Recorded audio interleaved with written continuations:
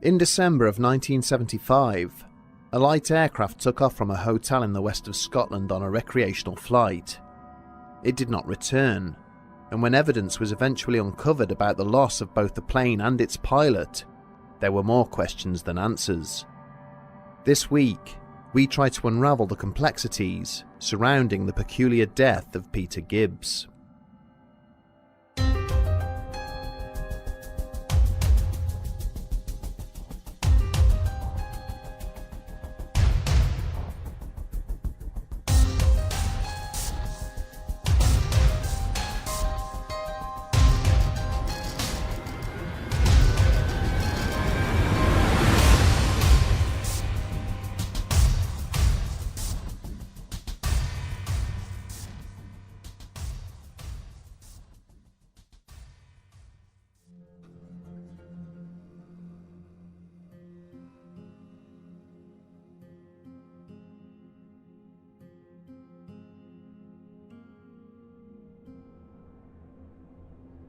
Between 1944 and 1945, pilots of the Royal Air Force's 41 Squadron participated in some of the most dangerous aerial engagements of World War II.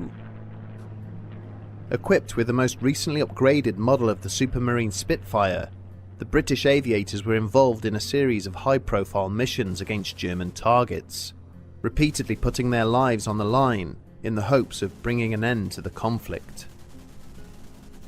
Having spent a lengthy period of time acting as escort fighters for the waves of American bombers which were laying waste to the urban and industrial targets in the heart of the Reich, 41 Squadron were temporarily transferred to cover the Allied landings on D-Day, before being urgently tasked with defending London from Hitler's new V-1 flying bombs.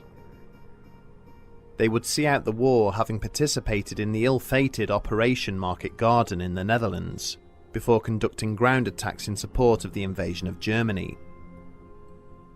Amongst their number throughout this tempestuous period was a 24-year-old pilot named Peter Gibbs. Like many of his comrades, he was released from service with the RAF at the end of hostilities, but this did not prevent him from pursuing his dreams. In due course, he went on to obtain his private pilot's license, and would spend the next 20 years taking to the skies as a member of the Surrey Flying Club. As well as his passion for aviation, Gibbs was also a keen musician, and was sufficiently skilled to earn membership of the London Symphony Orchestra for a time. But alongside his musical talents, it became clear that the former airman's wartime exploits had left him with something of a reckless and confrontational streak. During the orchestra's tour of the United States in 1956, he was involved in a very public altercation with its conductor. Following a performance in Boston, Herbert von Karajan had chosen to depart from the stage without waiting for applause or performing an encore. His actions were perceived as both rude and insulting to the performers, and when he arrived for rehearsal the next day, Gibbs immediately drew a halt to proceedings. He demanded an apology from von Karajan, adding, "I did not spend 4 years of my life fighting bastards like you to be insulted before our own allies, as you did last evening." Whilst the conductor refused to be drawn into the confrontation, he immediately made it clear to the orchestra's managers that he would no longer perform whilst the former RAF pilot was a member. The result was inevitable, with Gibbs being asked to leave and the tour continuing without him. In the aftermath of the incident, he would become the managing director of his own property company, but this stubborn side to his personality would eventually resurface, leading to the most tragic of outcomes. In December 1975, Gibbs began a relationship with a 32-year-old university lecturer by the name of Felicity Granger. He had been looking to purchase properties up in Scotland to add to his growing business portfolio, and so decided to mix business with pleasure and asked her to join him on a scouting trip to the region. Granger had readily agreed, and on Saturday the 20th of that month, the two arrived at the Glenforsa Hotel on the Isle of Mull. The presence of a private airstrip in the grounds of the resort was surely no small factor in Gibbs' selection of the hotel as his base of operations. The 780-metre runway, which had been constructed there by the Royal Engineers in 1965, served a dual purpose. As well as being the only fixed-wing evacuation facility serving the island, it also doubled up as a takeoff and landing site for a Cessna F-150H, which belonged to the Glenforsa's owner, David Howitt. Within hours of his arrival, the charismatic Gibbs charmed Howitt with stories of his wartime career, persuading the hotel owner to permit him use of the aircraft over the weekend. When Howitt asked Gibbs if he had brought his pilot's license along with him on the trip, Gibbs made the excuse that he had left it behind in London. It had, in fact, expired quite some time before their encounter. Gibbs spent the following week using the aircraft to visit properties on the various islands located in the region. On the evening of Wednesday the 24th of December, he and Granger landed back at the Glenforsa, having returned from viewing a property on the Isle of Skye. During the course of their evening meal, other guests at the hotel recalled seeing the couple drinking red wine, with Gibbs ordering several additional glasses of whiskey. A short time later, Gibbs went across to the reception desk and asked to borrow a pair of high-powered torches. When asked what they were needed for, the charismatic pilot told the clerk that he intended to take the Cessna up for a night flight. When the staff member protested, Gibbs replied, "I am not asking permission. I just thought it was courtesy to let you know. I don't want a fuss." Through a combination of charm and passive bullying, Gibbs persuaded the man to hand over the torches, and then made his way outside. As other guests began to congregate on the patio, wondering what was going on, he handed the torches to Granger and asked her to use them to guide him down when he returned. He then kissed her goodbye, before heading off down the runway towards the waiting aircraft. Minutes later, the onlookers heard the aeroplane's engine roar into life before it took off, disappearing over the tree line that marked the end of the unlit airstrip. As the sounds of the aircraft's engine faded away, Granger activated the two torches, shining the powerful beams up into the skies overhead. The staff on duty inside the hotel also took the liberty of turning off the lights in the bar to help the guests get a better view of the Cessna as it came back into land. 2 minutes gradually turned into 10, and then into a further 20, before Granger returned to the onlookers in a state of confusion. As fears grew that Gibbs may have become lost and ditched in the sea, all the hotel's lights were turned back on, and a number of guests set off in their cars to check the nearby coves and beaches. After it became clear that there was no trace of Gibbs or the Cessna, the authorities were called. Christmas Day dawned on the Isle of Mull, with helicopters from both the Royal Navy and Royal Air Force combing the waters around the island in search of the missing aircraft. As the day wore on, the weather conditions gradually deteriorated, with a heavy storm blanketing the region. Eventually, having found no trace of any wreckage, the search was called off. It would be another 4 long months before Gibbs was seen again. In April of 1976, a local shepherd named Donald McKinnon was moving his herd through the hills, approximately a mile north of the Glenforsa Hotel. Just up ahead, he could see a large larch tree which had apparently been toppled.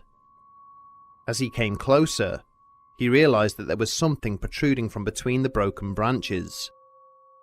It was the lifeless body of Peter Gibbs.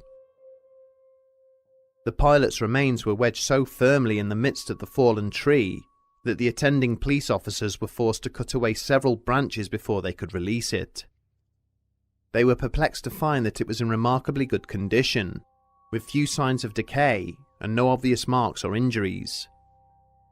Even more confusing, the larch tree was within an area which had been searched repeatedly during the last few months. Of the Cessna itself there was no sign, and another decade would pass before it too was finally located. In September of 1986, a pair of divers found the aircraft sitting on the seabed, approximately half a mile off the coast of Oban. It was badly damaged, having lost a wing and most of its landing gear, with a large hole smashed in the windscreen. Images of the wreckage taken by the Royal Navy in 2013 revealed that both cockpit doors were still locked and secured, only adding to the mystery of how Gibbs had come to be found outside the aircraft. Analysis of the remains of Peter Gibbs did little to assist the official investigation into the incident. His body was found facing in the direction of the Glen Forza, indicating he had perhaps been travelling downhill at the time he had passed away. Other than a small cut to his leg, there were no significant injuries, and there was an inexplicable lack of animal predation. Forensic tests showed no sign of the salt and marine organisms that would be expected from a cadaver which had been immersed in seawater, with the pathologist deciding to cite exposure as the most likely cause of death. With the evidence indicating that he had not ditched in the water and then swum back to shore, it was suggested that Gibbs may have bailed out over dry land, and then passed away whilst making his way back to the hotel on foot. But the fact that the area had been repeatedly searched by the authorities and was situated on the daily routes of local farmers and shepherds raised the issue of why he had not been found during the 4 months that had elapsed since his disappearance. He was not wearing a parachute when he was found, and none have ever been located anywhere on the island in the years since the incident. The fact that the Cessna doors were subsequently found to be locked and secured also seems to detract from the idea that he had bailed out. The damage to the windscreen was almost certainly caused when the plane had impacted the water, so just how did he manage to exit the aircraft? The Cessna's final resting place only serves to add more confusion to the mystery, as Oban lies roughly 21 miles to the east of the Glen Forza Hotel. How had the doomed aircraft continued to fly for such a distance if Gibbs had been absent from the controls? And if he had been inside at the point of impact, why would he swim all the way back to the Isle of Mull instead of the mainland, which was much closer? And if that was the case, why was there no trace of marine biology on his body or clothing? Some commentators believe that the case is remarkably similar to the disappearance of Frederick Valentich off the coast of Melbourne in October of 1978. The Australian pilot was also flying a Cessna aircraft during a nighttime training flight, and reported being pursued by an unidentified flying object. Radio operators then heard a mysterious metallic scraping sound before his transmission went dead. Neither he nor his aircraft were ever seen again. Some believe that Gibbs was targeted by extraterrestrial visitors, who encountered him flying in the skies above Western Scotland, and then somehow removed him from the aircraft. It is assumed that they then unceremoniously deposited his body back on the ground 4 months later. In reality, however, there are probably far more rational explanations. Fred Valentich was inexperienced and unqualified to be flying at the time of his disappearance, and despite his reports of a UFO in the vicinity, it has always been suggested that he in fact became disorientated and crashed. Similarly, Gibbs had lied about his qualifications and was intoxicated at the time of his disappearance, increasing the likelihood that it was his own actions that caused his death. Another proposal which has been suggested is that he was the victim of foul play. Some witnesses on the evening reported having seen 2 sets of torches being used on the runway, rather than just the pair being held by Granger. Is it possible that Gibbs was murdered on the ground before he even managed to get into the Cessna? Whilst not impossible, this explanation would require multiple offenders, someone to remove and deposit the body, and another to then fly and ditch the aircraft. Some believe that Gibbs's killer or killers may have already been concealed inside the Cessna itself. At some point during the flight, this assailant either murdered him or forced him out of the plane, before ditching the Cessna and swimming to the coast in order to escape. Again, these arguments are possible, but hinge on the murderer surviving the crash and then smashing his way out of the sinking aircraft, rather than via the cockpit doors, and it doesn't take into account the freezing cold waters. In truth, there is no comfortable or fully convincing explanation for how Peter Gibbs came to die, but the reality is that no other party was considered during the investigation, terrestrial or otherwise. Felicity Granger told the police that before he had taken off, he had assured her that in the event of an emergency, he would ditch the aircraft and make his way back to her. And in all likelihood, that is exactly what he did. With limited visibility, and under the influence of the alcohol he had consumed during his evening meal, it would have been difficult for the pilot to know exactly where he was, or to distinguish between the land and the sea. Having set the controls of the Cessna to continue on its way, it is possible that he flew low to the ground, bailing out over what he believed to be water, only to discover that he was still over dry land. Any parachute he had been wearing may have been discarded when he landed and blown off into the sea, but most likely he had not been wearing one, and in a twist of fate, the provider of his salvation might also have been the mechanism of his demise. The larch tree that cushioned his fall may have saved him from a sudden and horrific death, but simultaneously trapped him inside it. Hidden from view, he had died from exposure, only to be found when the tree collapsed several months later. With the controls somehow set and locked in place, the Cessna continued on the course that had been set, eventually crashing into the sea. In regard to the doors being locked, this could have happened when they slammed shut behind Gibbs as he left the cockpit. Or perhaps this aspect is nothing more than spurious information, added to sensationalize the story as it has been retold through the years. Whilst this theory manages to explain away most of the complexities in the death of Peter Gibbs, it is by no means watertight, and hinges on a series of unlikely factors. Perhaps it is completely wrong, and the strong-willed businessman was indeed the victim of foul play. Without further analysis of the plane that sits on the seabed off the Scottish coast, or a closer inspection of the post-mortem report, the answer to the Great Mole air mystery will continue to elude us.